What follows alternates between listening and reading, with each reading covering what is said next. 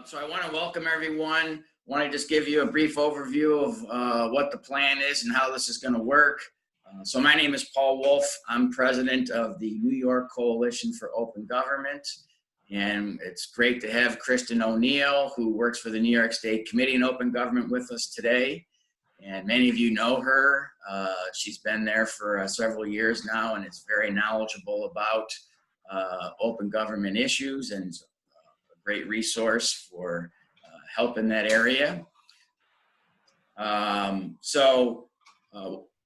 What we're going to do first is have Kristen present an overview of what the open meetings law requires and touch on also how things have changed during this emergency situation.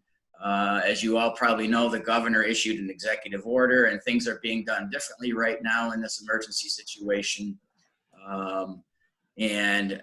After she does her part, we'll take questions. And the questions will only be submitted by chat. There's a chat box at the bottom of your screen that you can click on, type a question. So when Kristen's done with her presentation, she'll respond to any chat questions that are sent in. Then I'm going to do my part, which is how you can go above and beyond what the open meetings law requires, and some best practices that our organization recommends and encourages people to adopt. And then after my part, we'll likewise take chat questions. So I will turn it over to Kristen, and I don't know, Kristen, if we're still good as far as, looks like we're still good as far as you sharing your slides.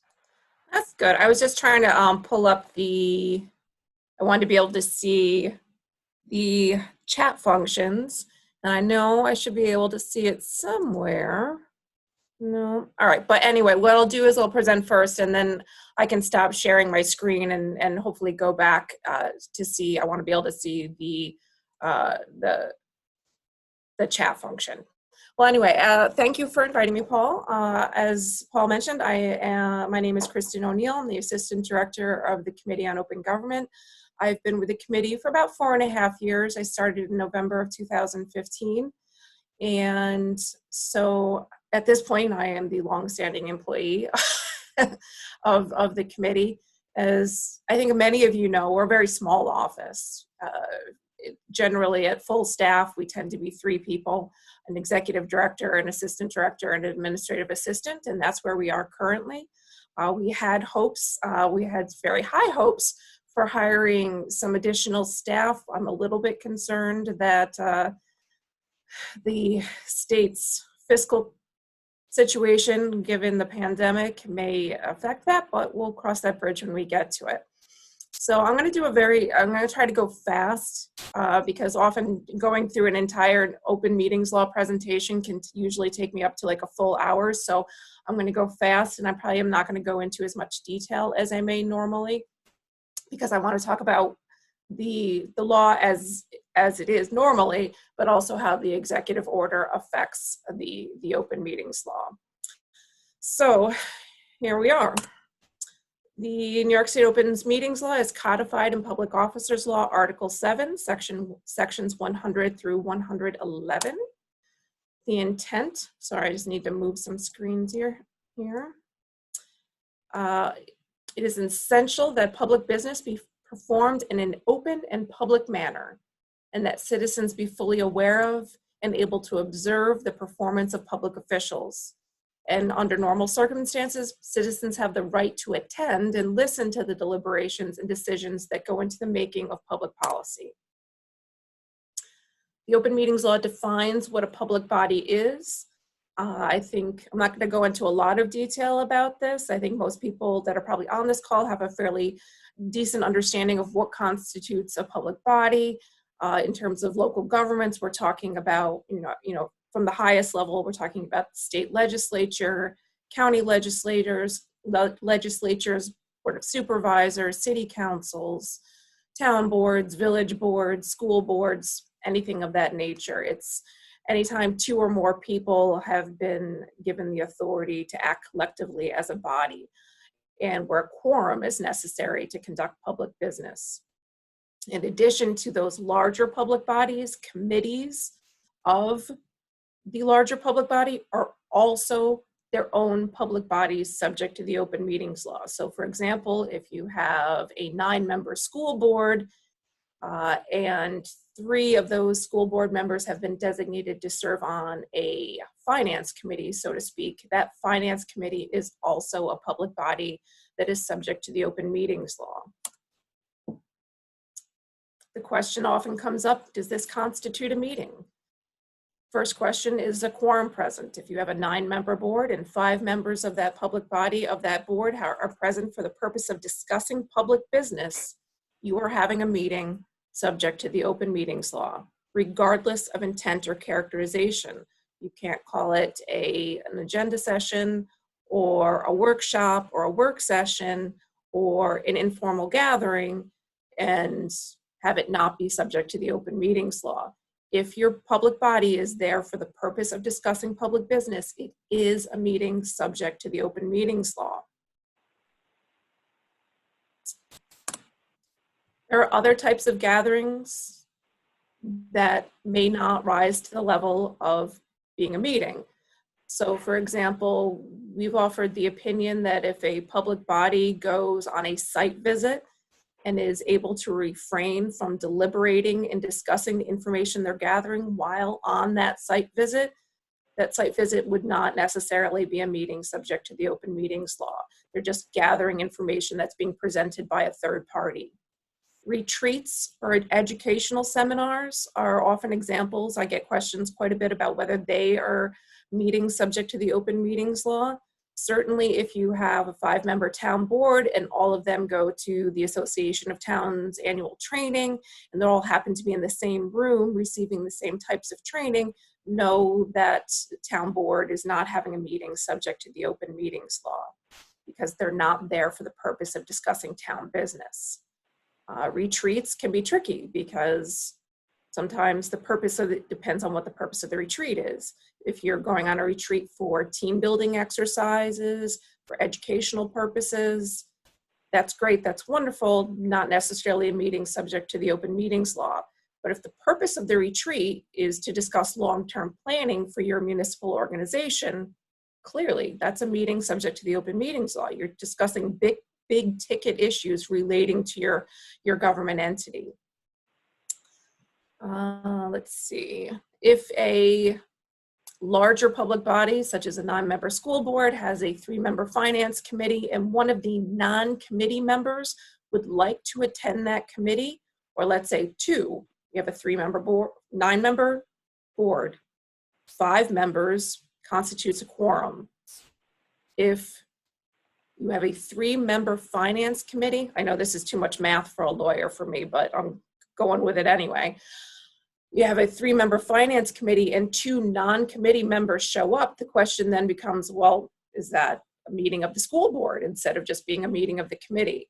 If those 2 non-committee members can just sit in the audience and act like any other member of the public, no, it does not bump it up to a meeting of the school board. However, if those 2 non-committee members decide to sit up at the table with the rest of the committee members and start engaging in deliberations and discussing regarding finance business, then that's going to change the analysis.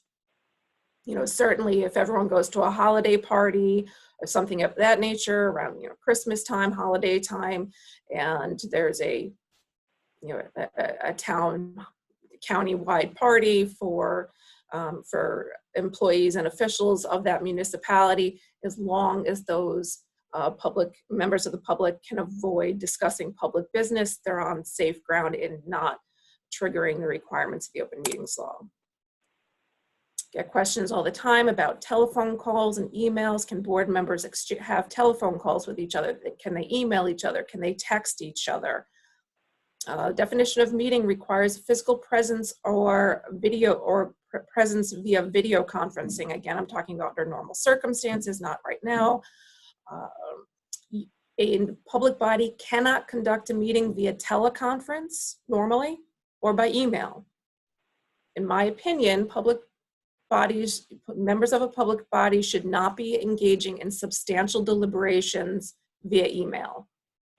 If they want to share information such as an interesting article they read or some data or some information that they believe would be helpful to their other board members in order to move forward with decision making, I think that's wonderful. Email is obviously a very efficient way of sharing that information. However, I would hope that board members, if they do start discussing or deliberating on reasons why they should make one decision or another decision, pros and cons of an issue, I think I need to enter some, I want to open up my chat function so that I can see questions later as they go along. That if they do those, start having those conversations by email, that they repeat those conversations in the context of an open meeting so that the public knows why their elected officials came to the decisions that they did, so that they understand how the decisions were made.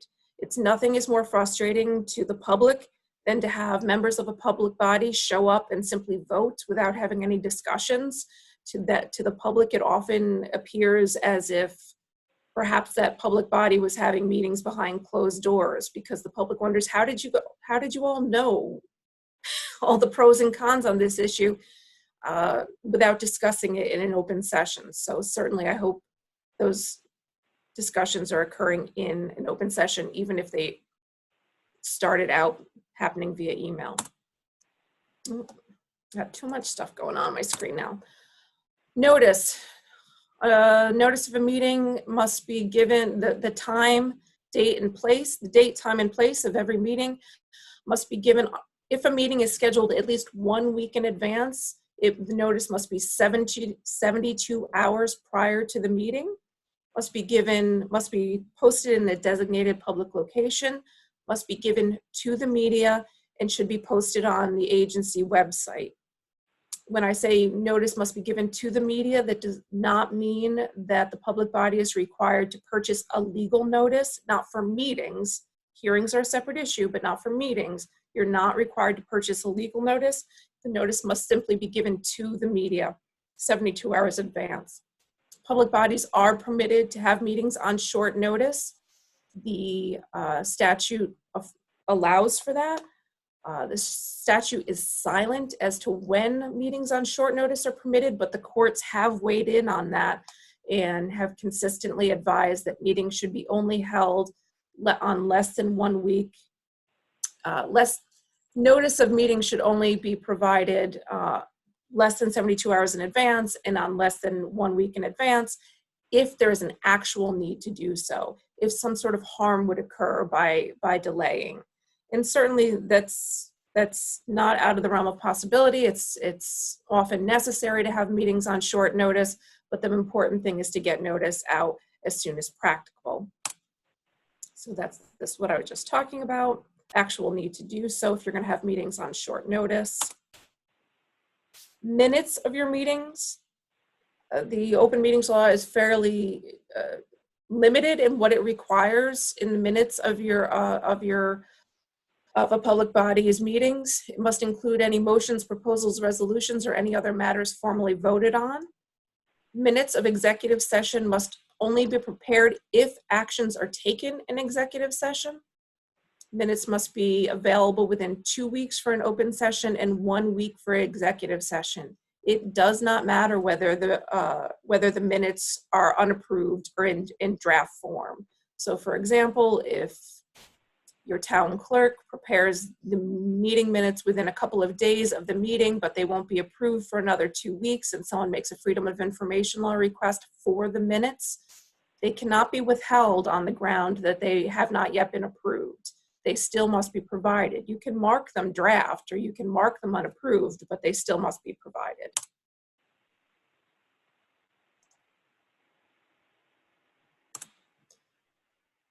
For recordings, every meeting of a public body that is open to the public shall be open to being photographed, broadcast, webcast, or otherwise recorded and are transmitted by audio or video means.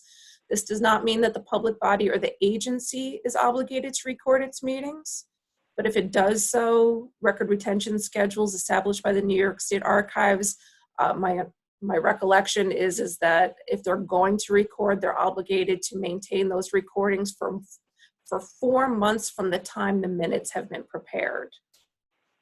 An agency may establish reasonable rules to limit disruption and interference for members of the public who wish to record the meetings of the public body. So for example, if someone comes in with an entire studio worth of equipment to record and that equipment is going to be disruptive, or if the person recording is sort of circling around the room and getting in people's faces and blocking the proceedings, certainly you can establish reasonable rules so that the person recording does not disrupt the meeting. Executive session. Always keep in mind that executive session is part of an open meeting. It should never be prior to or separate from the open meeting. In order to enter into executive session, a motion that is specific enough for the public to know that the public body is entering into executive session for a proper purpose must be made, and there must be a vote and must pass by majority, and must have a majority vote in order to enter into executive session. There are only certain reasons a public body is permitted to enter into executive session, and they're listed here. Small screen. If anyone wants these PowerPoints, I'm happy to contact my office. I'm happy to send them over to you, or you can just look on our website and there's a copy of the open meetings law on our website. Here are all the reasons you're permitted to enter into executive session. So that motion should not just repeat the statutory language. It's best to give enough detail so that the public and the body knows you're going in for a proper purpose, but not so much detail that it would defeat the purpose of the executive session. So an example might be, I move to enter into executive session to discuss in a disciplinary matter relating to a particular employee. You don't need to identify the employee, but you should be specific in that, stating that it's a disciplinary matter. Or for example, say a school board is discussing applicants for a high-level administration position, a principal, or a superintendent. You should say, move to enter into executive session to discuss applicants for the superintendent's position. Specific enough so that the public knows what you're discussing, but not so specific that, for example, it's identifying the people that have submitted their applications for that position, which would defeat the purpose of the executive session. Public participation. There's no obligation under the open meetings law to allow for public participation or public comment. However, most public bodies do, as a courtesy and as a way to receive public input on what's going on in their municipality, do afford that time. They set aside a certain time for public comment and public participation. An agency or a public body can establish reasonable rules regarding public participation, but those rules must be implemented fairly and consistently across the board. So for example, you should not be allowing the people that are in favor of a particular issue to speak for 10 minutes, and those not in favor of that same issue only speak for 2 or 3 minutes. Another example might be if you are going to allow favorable comments about your employees, you must also allow not so favorable comments about your employees, which is why many public bodies or districts, for example, school districts, just have a blanket policy, is that during public comment time, we ask that you not discuss specific employees. If you have problems with particular employees, please bring them directly to the district. Let's see. Oops, excuse me. I've got to move my screen again a little bit. Keep in mind that hearings are not the same as meetings. There are other separate statutes that govern public hearings. And of course, the intent of a public hearing is to receive public comment. So when I'm saying that public participation is not required under the open meetings law, I'm talking strictly about meetings, not about hearings. Section 103E of the open meetings law requires that any proposed resolutions, laws, rules, regulations, policies, or amendments thereto are required to be made available prior to or at the meeting. Any records or portions of records that are public under FOIL that are scheduled to be discussed during the open meeting also shall be made available upon request prior to or at the meeting.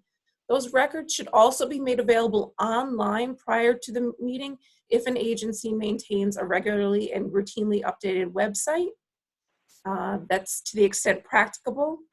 And my feeling is if the agency knows, if the public body knows what records is going to be discussed in any amount of time prior to the meeting. So for example, if it's on the agenda, the likelihood is that the public body knows that that record is scheduled to be discussed, and it should be made available online prior to the meeting so that the public can review it. And if a time for public comment is afforded, that they have the ability to speak to it, or at least understand what the public body is discussing as they are looking at that same document.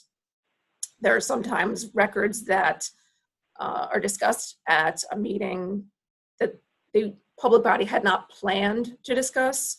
And so the open meetings law doesn't prohibit them from discussing those records. It just states that if you know in advance that you're going to be discussing a record, to the extent that that record would be available under FOIL, it should be made available, and to the extent practical, should be made available online. There's a difference between executive session and exemptions, and this often gets confused. Even for experienced municipal attorneys, I find that there's often a confusion between exemptions and executive session. An executive session is a portion of an open meeting, and there are certain very specific rules about how to enter into executive session, and you can only go in for certain reasons. An exemption, if an exemption applies, it's as if the open meetings law does not. The entire open meetings law can be thrown out the window. But again, there's only certain exemptions, and if it doesn't fit within the exemption, then the discussion must occur in the context of an open meeting.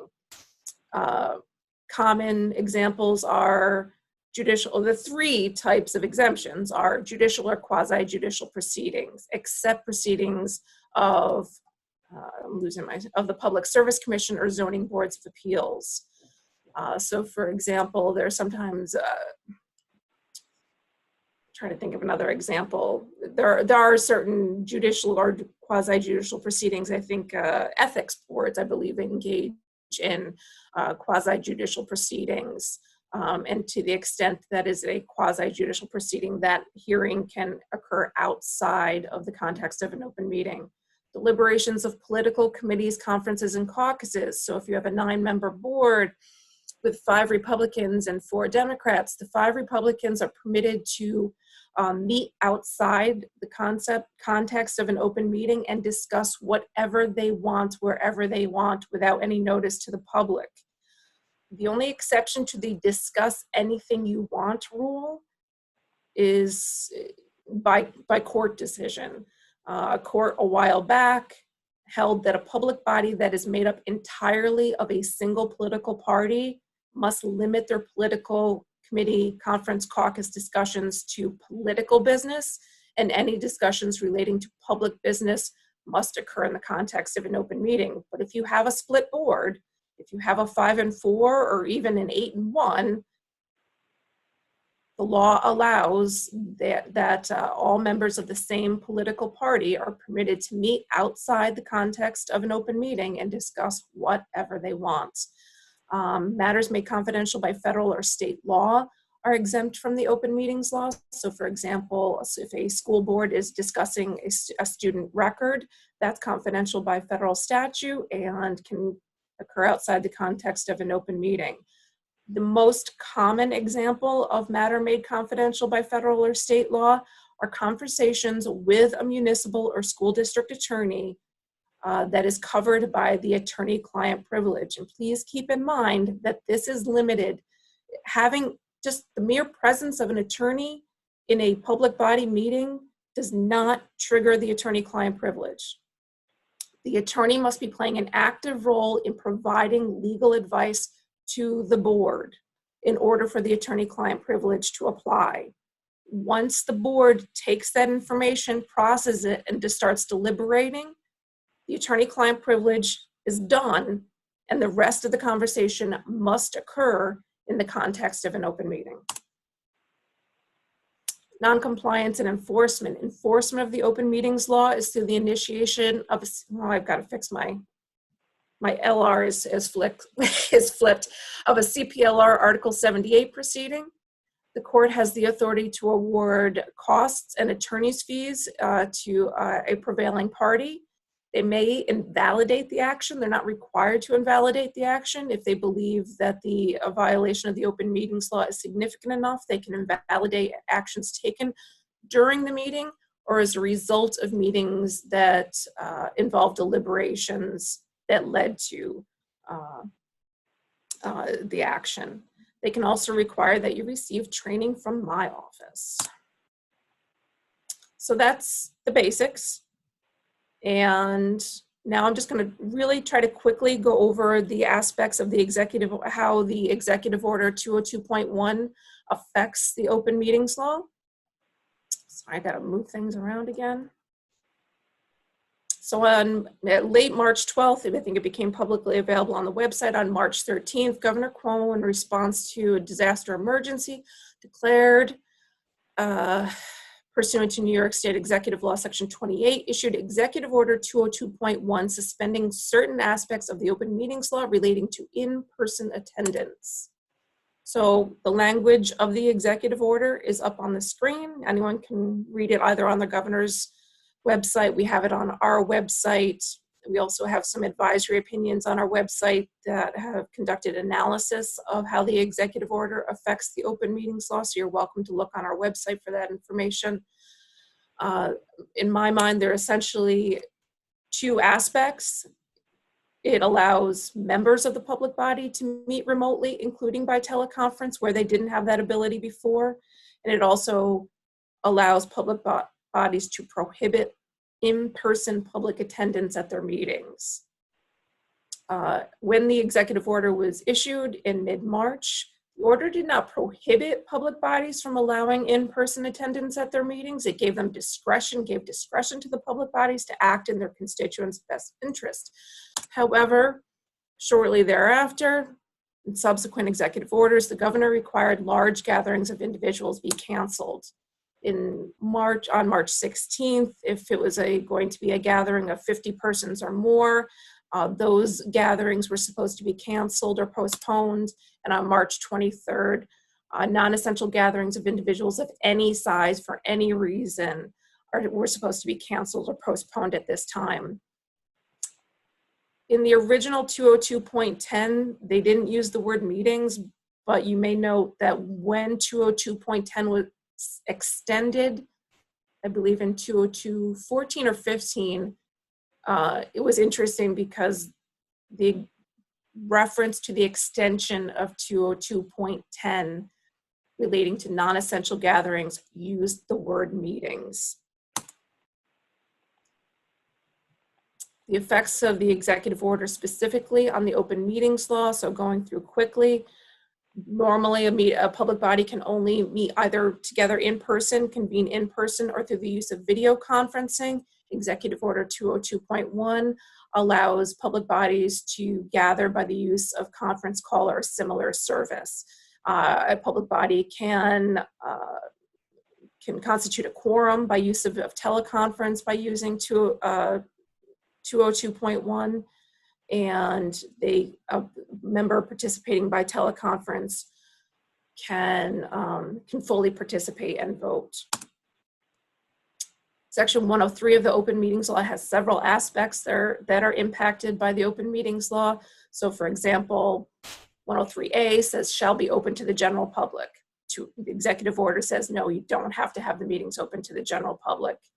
103B states they have to be held in facilities that permit barrier-free physical access to the physically handicapped. Under 202.1, you don't have to have it in a facility that allows for that access. In fact, every member of the public body could individually be meeting from their own homes. They could set up a remote access call through Zoom or WebEx or any other program and the public would not be entitled to meet from those locations. So as such, they don't need to meet ADA requirements for being able to attend. 103C says a public body that uses video conference to conduct its meeting shall provide an opportunity for the public to attend, listen, and observe at any site in which a member participates. So normally, if, like, for example, when the Committee on Open Government gathers together for its meetings, we have locations in Buffalo, Albany, and New York City, and the meeting notice must give the physical location for all 3 sites and state that the public is welcome to attend from any of those locations.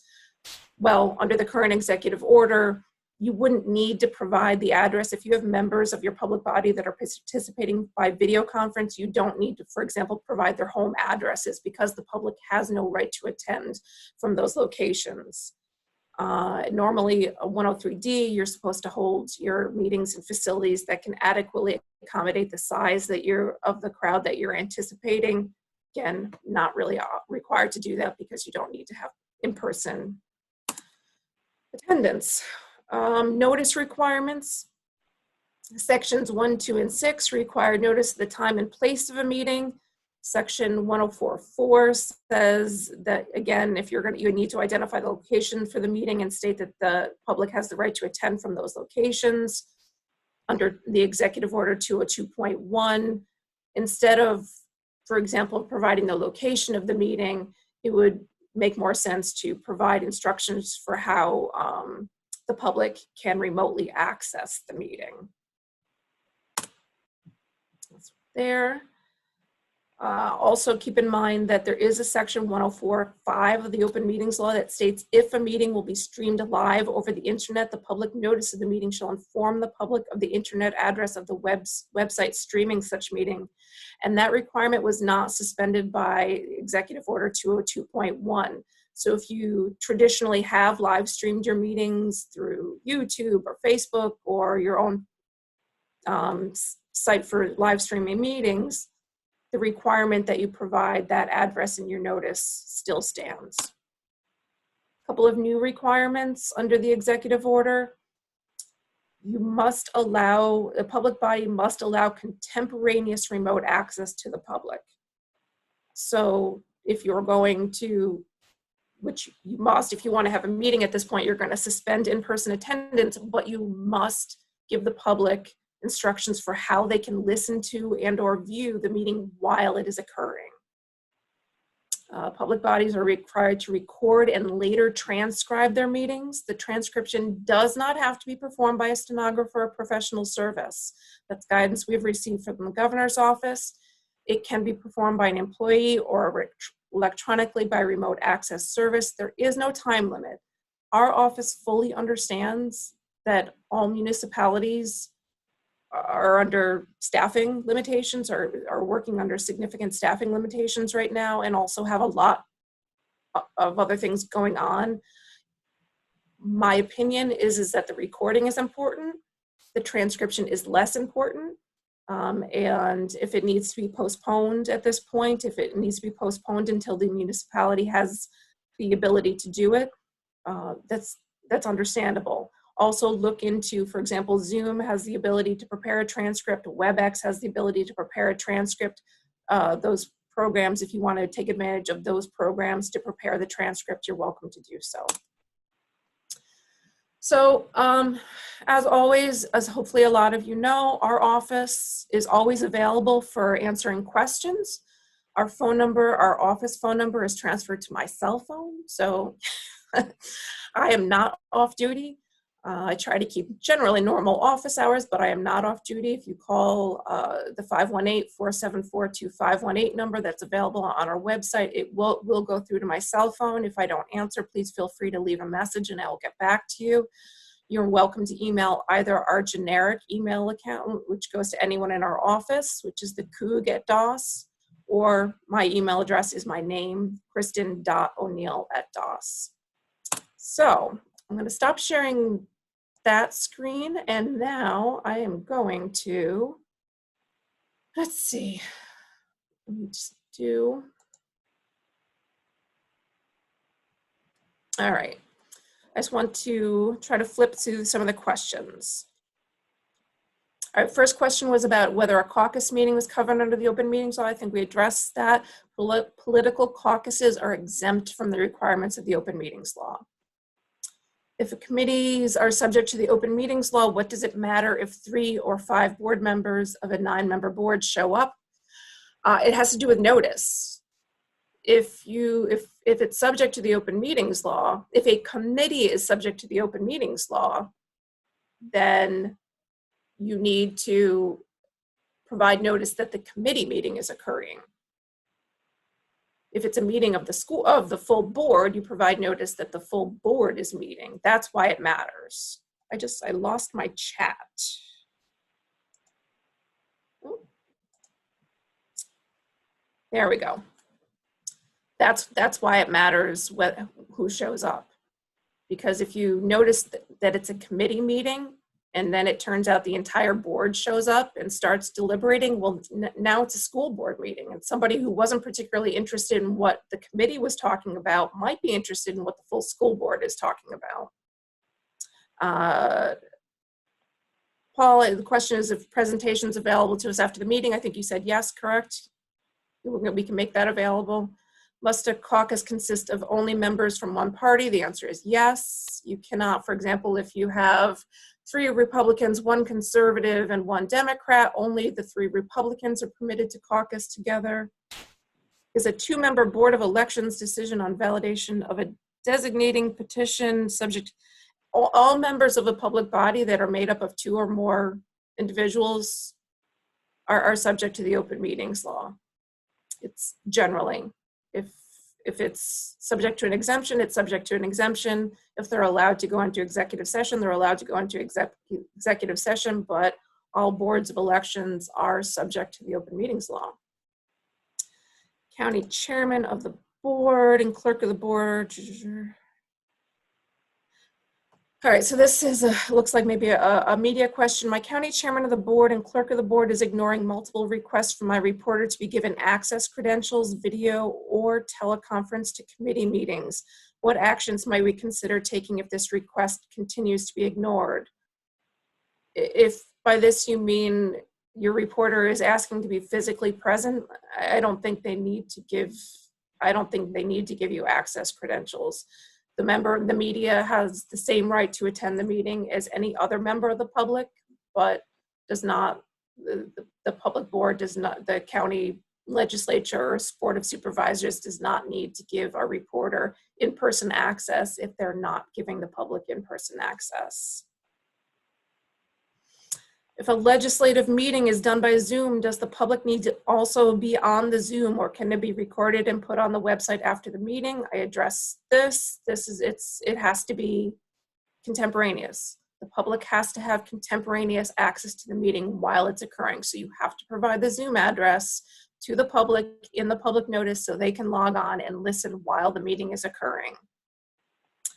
My transcription does not show who is talking or didn't transcribe the wording exactly. Are we required to correct the text and add who spoke?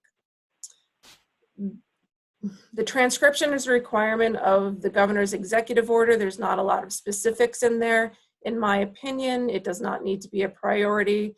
And if your program, if the transcription is, I think it's at your discretion how much you want to go in and try to correct it and how labor intensive it would be to make those fixes. If it wouldn't be particularly labor intensive to go in and, you know, proofread and make a few tweaks here and there, that's great. But otherwise, just having that transcription that was prepared by having the remote access system listen to the recording, I think that's enough. You can also always offer the person anyone who's interested access to the original recording so that they can listen and get that information for themselves. What about limiting participation? I recently participated in a conference call of an open meeting that was only open to 10 persons. I think 10 persons is very small. I think that whatever public body is hosting that public body probably should be looking into programs that allow for a larger, better access than 10 people. because if it's only allowed for 10 people, I'm imagining at least half of that is the public body itself. So I think limiting a conference call or any sort of remote access program to only 10 person is not compliant with the executive order and not compliant with the spirit of the open meetings law, which if you look at the open meetings law, you're supposed to hold meetings in a facility that can reasonably accommodate the size of the crowd anticipated. So if you translate that into remote access, you should be using a remote access service that can reasonably accommodate the size of the crowd that will want to listen. Let's see. Now that public bodies have demonstrated the ability to record/stream their meetings, do you think it will become a requirement after the COVID-19 epidemic ends? I don't know. It'll be interesting to see. It'll be interesting to see if this is something that people push their local legislators, the state legislature to require. I think it's a wonderful improvement. I would never want to cut back on in-person access under normal circumstances, but I do like the ability for somebody, especially busy parents, busy, working folks that have a hard time accessing, making time to physically be present at a meeting. It's a lot easier to pull something up on your smartphone or on your home computer and make time to listen, maybe while washing the dishes and doing a million other things we all have to do in our busy lives. I would love to see public bodies do it voluntarily, but it will be interesting to see if it becomes a requirement. Another question. I attend a lot of City Buffalo Planning Board and Zoning Board meetings. Frequently, the board does not like what is proposed, but rather than vote to disapprove an item, table the item and ask the developer to return with revisions. This question, honestly, it seems more about hearing technical requirements of a hearing that are not addressed by the open meetings law. Members, talking about developers allowed to speak, members of the public are not allowed to speak. Members of the public are only required to be allowed to speak if it's a hearing.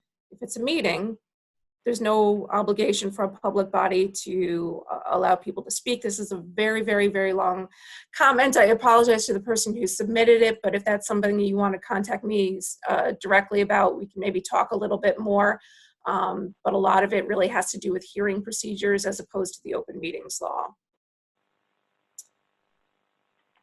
There's a comment about not asking to be physically present. I don't know what that means. What are the most common complaints you're seeing about open meetings during the pandemic? Lack of ability for public participation. There are enough public bodies that I've heard about that are not allowing for contemporaneous remote access. That seems to be a bit of a problem. Limitations on public comment seem to be a problem, but other than that, I think there have been a lot of pros about additional access to meetings held this way. How should public comments be handled in these remote meetings? It's very case specific and based on your technical abilities. So for example, what Paul and I are doing here, you could say if you have a comment about that you would like read while the meeting, please submit it using the chat function. Or there is a sort of a raise your hand function on Zoom and I think in other programs where a public body could acknowledge a certain speaker and allow a member of the public to speak.